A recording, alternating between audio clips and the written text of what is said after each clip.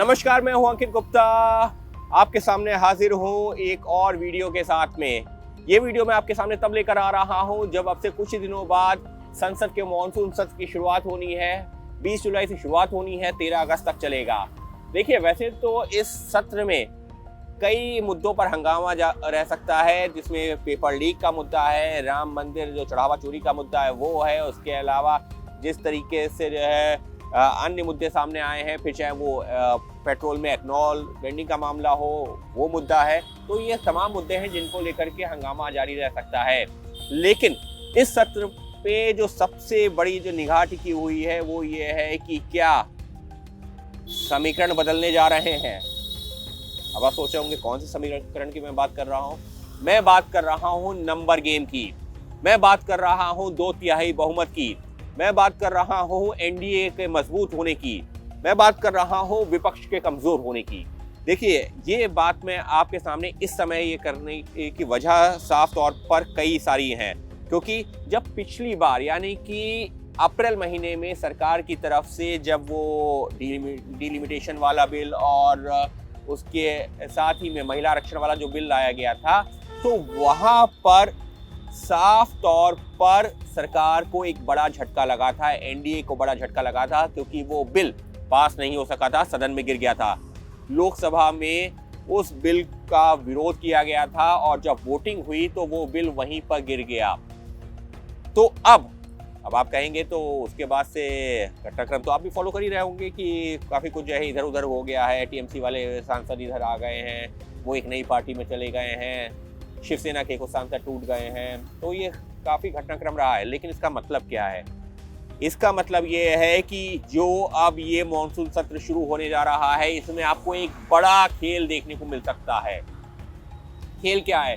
खेल ये है कि एनडीए जो 2/3 बहुमत है वो आंकड़ा हासिल कर सकता है। अब इसका क्या मतलब है? अगर 2/3 बहुमत हासिल कर लेता है तो, या आंकड़ा तक पहुंच जाता है तो, इसका मतलब ये है कि वो तमाम बिल जिनमें संविधान संशोधन की जरूरत होती है, संविधान संशोधन के लिए मतलब 2/3 बहुमत की जरूरत होती है, वो बिल आसानी से पास हो जाएंगे फिर तो। अब इसमें कौन कौन से बिल हैं? एक बिल तो आप जो बात कर ही सकते हैं, जो महिला आरक्षण और डिलिमिटेशन का बिल है, जिसका जो खुल का विरोध किया गया था वो गिर गया था। अब उसके अलावा जो है एक जो 131वां संशोधन लेकर आई है सरकार, वो जो बिल जो ज्वाइंट पार्लियामेंट्री कमेटी को भेजा गया है, संसद की संयुक्त समिति को, जिसमें ये कहा गया था कि अगर कोई भी जो है नेता, राजनेता, कोई भी जो है सांसद, विधायक, खुद प्रधानमंत्री तक किसी मामले में अगर उनके ऊपर आरोप तय हो जाते हैं और 30 दिनों में अदालत से राहत नहीं मिलती है, तो फिर उनको अपने पद से इस्तीफा देना होगा, उनको वो खुद ब खुद हट जाएंगे। तो वो बिल भी हालांकि संसद की संयुक्त समिति के पास गया है, उसमें कुछ संशोधन होकर के दोबारा वो आएगा। लेकिन अब उस बिल को लेकर के पहले संशय था, विपक्ष ने विरोध किया था, सरकार ने भी संसद की संयुक्त समिति में भेज दिया था। लेकिन अब वो बिल जब दोबारा जो है सदन में आता है तो वो बिल आसानी से पास हो सकता है। फिलहाल अभी तक के आंकड़े यही बता रहे हैं। अब किस आधार पर मैं ये कह रहा हूँ आपको वो पहले बताता हूँ।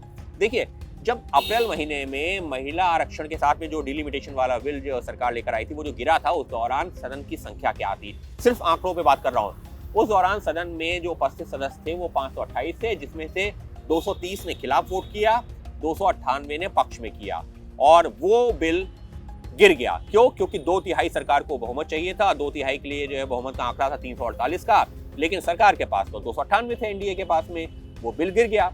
50 सांसदों की कमी थी। लेकिन अब पिछले 2-3 महीनों में ही जब बंगाल चुनाव हुआ है, तमिलनाडु का चुनाव हुआ है, इसके बाद में जो है महाराष्ट्र में जो घटनाक्रम हुआ है, ये तमाम चीजें जो हो रही हैं, ये तो यही दिखा रही हैं कि आने वाले दिनों में सरकार का पलड़ा भारी होने जा रहा है, एनडीए का जो मजबूत होने जा रहा है। कैसे, मैं क्यों कह रहा हूँ?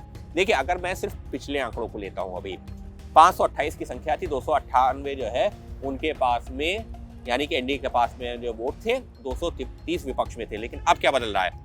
अब बदल ये रहा है, 298 तो उस समय थे एनडीए के पास में, लेकिन अब डीएमके को लेकर के जानकारी निकल के सामने आ रही है। जिस तरह से तमिलनाडु में कांग्रेस से दूरियां बढ़ी हैं डीएमके की, अब डीएमके एक तो सीटिंग अरेंजमेंट तो चेंज हो ही गया। अब वो विपक्ष के कांग्रेस के साथ नहीं बैठ रही है डीएमके।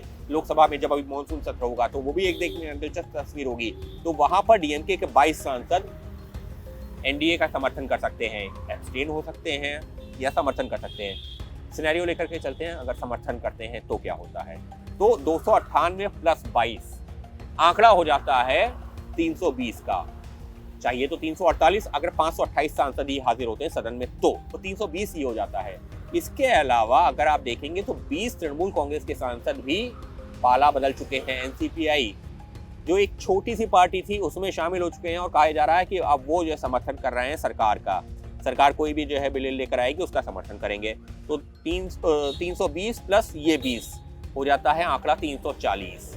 उसके अलावा 6 शिवसेना उद्धव गुट के सांसद जो एकनाथ शिंदे के साथ पहुंच गए हैं, जिनको अलग जो है उन्होंने बगावत कर दी, वो एकनाथ शिंदे के साथ जुड़ गए। अब ये आंकड़ा हो जाता है 6 340 में जोड़ देते हैं 346। लेकिन अभी भी काम तो नहीं बन रहा है क्योंकि 348 चाहिए था। तो ऐसे में अब जो लेटेस्ट जानकारी है वो यही है कि शरद पवार की पार्टी के जो 8 सांसद हैं लोकसभा में, उसमें से भी कई सारे सांसद, कहा तो ये जा रहा 2/3 से ज्यादा हैं, जो कि एनडीए के संपर्क में हैं और कभी भी पाला बदल सकते हैं। तो ये एक चर्चा बन रही है। तो हर कोई सिर खोजाने को उस समय मजबूर हो गया है कि आखिर करे तो क्या करे, क्योंकि कोई भी राजनीतिक दल किसी को समझ में नहीं आ रहा है ये हो क्या रहा है, हमारे सांसद कैसे जो है पाला बदलते जा रहे हैं। लेकिन अगर आप शरद पवार की पार्टी के जो है 5-6 सांसदों को जोड़ देते हैं तो 346 का जो आंकड़ा था वो हो जाता है 352। और रिक्वायर्ड नंबर क्या था, अगर हम पिछले आंकड़ों के हिसाब से देखें तो वो 528 सांसद अगर उपस्थित होते हैं तो उसका जो 2/3 348 और एनडीए के पास कितना हो चुका है 352।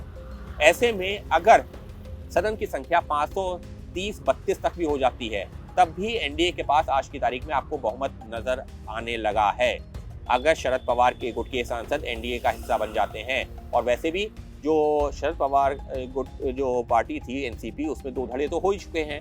एक अजीत पवार वाला था, एक शरद पवार के वाला। तो अजीत पवार वाला गुट तो पहले ही से एनडीए का समर्थन कर रहा है, जिसमें प्रफुल्ल पटेल वगैरह शामिल हैं, तो वो तो पहले से ही समर्थन कर रहे हैं। तो ऐसे में अगर ये 5-6 सांसद और टूट जाते हैं तो शरद पवार की पार्टी में गिने चुने जो है इक्का दुक्का सांसद रह जाएंगे लोकसभा में और शरद पवार साहब खुद राज्यसभा में। लेकिन चर्चा तो ये भी है कि पवार साहब भी इधर संपर्क में है कहीं पर एनडीए में। हो सकता है मानसून सत्र से पहले या मानसून सत्र के दौरान आपको जो है वो तस्वीर भी बदलती दिखे कि वो भी पाला बदल चुके हैं। तो कुछ इस तरीके से जो चर्चाएं चल रही हैं, तो अगर ऐसा होता है तो फिर जो है एनडीए का यह आंकड़ा 352 से बढ़कर के 354 तक पहुंच जाएगा। और अगर फुल स्ट्रेंथ होती है, यानी कि जो 540 सदस्य हैं, 540 सदस्य अगर जो है टोटल मौजूद होते हैं, तो एनडीए को चाहिए 360। तो ऐसे में 354-52 तक तो पहुंच रहे हैं शरद पवार की पार्टी मिला करके। ऐसे में अब अगर जो है जैसे पिछली बार ही 540 सांसदों की संख्या 543 की संख्या, जिसमें से कुछ सांसद हैं नहीं, तो उन जो है सीटों पर जो है अगर आप छोड़ भी देते हैं 540 की संख्या बनती है। 540 में 8-10 सांसद भी अगर किसी वजह से नहीं आते हैं तो फिर एनडीए के पास आज की तारीख में आपको बहुमत नजर आ रहा है। शरद पवार की पार्टी के सांसद इधर जुड़ जाते हैं एनडीए में।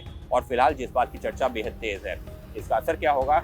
इसका असर ये होगा कि जब से मोदी सरकार सत्ता में आई है 2014 के बाद से, वही बिल सदन में नहीं गिरा था, लेकिन 370 ऐसा बिल जम्मू कश्मीर वाला वो पास हो गया, 3 तलाक वाला पास हो गया, जो कॉन्स्टिट्यूशनल अमेंडमेंट वाले बिल थे वो पास हो गए। 370 तो सबसे महत्वपूर्ण था। लेकिन अब जो है ये बिल गिरा था महिला आरक्षण वाला, डिलिमिटेशन वाला।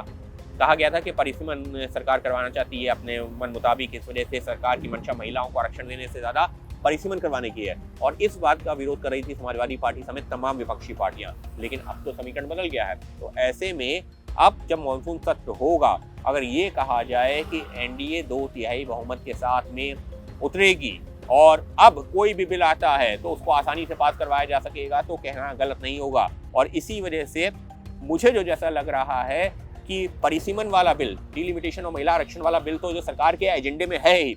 जब बिल गिरा था तब भी प्रधानमंत्री ने सामने आकर के कहा था, गृह मंत्री ने सामने आकर के कहा था कि हमारी प्राथमिकता है महिलाओं को आरक्षण देंगे और 29 से ही देंगे। यानी कि 29 का चुनाव जब देश में होगा तो देश में 543 सीटों पर जो लोकसभा का चुनाव होता है वो नहीं होगा 815 सीटों पर, यानी लोकसभा सीटों की संख्या बढ़ जाएगी। या फिलहाल आज की तारीख में मैं तय मान के चल रहा हूँ कि वो बिल पास होने जा रहा है, क्योंकि जो समीकरण मुझे नजर आ रहे हैं, जो अगर आप एनडीए के नेताओं से बात करेंगे वो भी कॉन्फिडेंट नजर आ रहे हैं। विपक्ष के नेता जो है हतोत्साहित नजर आ रहे हैं कि अरे ये तो जो है कुछ भी कर लेंगे, ये तो जो है तोड़ फोड़ करके कुछ भी कर लेंगे, इस तरीके की बातें हो रही हैं। लेकिन कुल मिलाकर के एनडीए और ज्यादा मजबूत होता नजर आ रहा है, विपक्ष कमजोर होता नजर आ रहा है। तमिलनाडु में भले ही जो है बीजेपी की एनडीए की सरकार नहीं बनी है, लेकिन वहाँ जो घटनाक्रम बदला है, कांग्रेस और डीएमके की जो दूरियां बढ़ी हैं, उसका बीजेपी को, एनडीए को फायदा मिलता दिख रहा है। बंगाल में सरकार भी बनाई है, पार्टी भी टूट गई ममता बनर्जी को, उसका फायदा मिल रहा है। तो कुल मिलाकर के एनडीए पहले यानी पिछले अप्रैल से लेकर के जुलाई तक में कितनी जो ज़्यादा तस्वीर बदल रही है।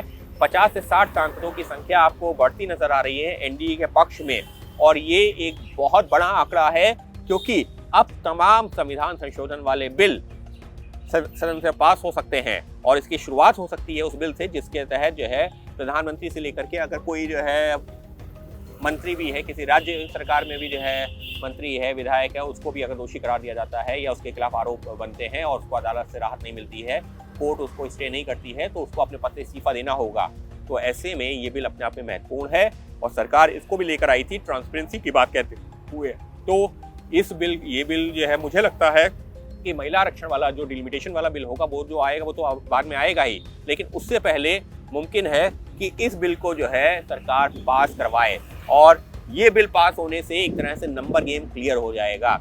जैसी सरकार को यानी कि एनडीए इस बात में कॉन्फिडेंट होगी कि हाँ उनके पास में 2/3 बहुमत है, तो फिर महिला आरक्षण और डिलिमिटेशन वाला बिल आएगा। लेकिन ये जो जिस मैं बिल की बात कर रहा हूँ, संविधान का 131वां संशोधन वाला बिल, ये महत्वपूर्ण इस वजह से हो जाता है क्योंकि यहाँ ये जो संविधान का जो है 130वां संशोधन वाला बिल, ये महत्वपूर्ण इसी वजह से हो जाता है क्योंकि सरकार इसके जरिए नंबर गेम की एक परख करेगी। पहले ये बिल पास करवाने की कोशिश करेगी, ये बिल पास हो जाएगा तो फिर महिला आरक्षण और डिलिमिटेशन वाला बिल आना तय माना जा रहा है। और सरकार से जुड़े हुए सूत्र, एनडीए से जुड़े हुए सूत्र जिस बात को इशारा कर रहे हैं वो यही है कि ये बिल आगामी मानसून सत्र में आने जा रहा है। यानी कि 3 महीने पहले सरकार ने जिस बिल को लेकर के अब तक की अपनी सबसे बड़ी हार मोदी सरकार में सदन में उठाई थी, सामना किया था, अब उसी को हार को जीत में बदलने की तैयारी हो चुकी है। और फिलहाल आंकड़े इसी बात की ओर तस्दीक कर रहे हैं और जो घटनाक्रम है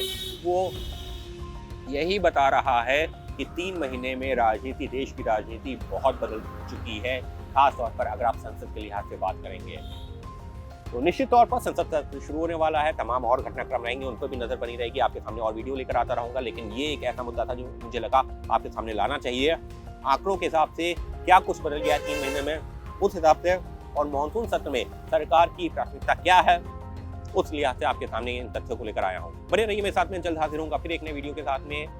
तब तक देखते रहिए प्लेन विद अंकित। धन्यवाद।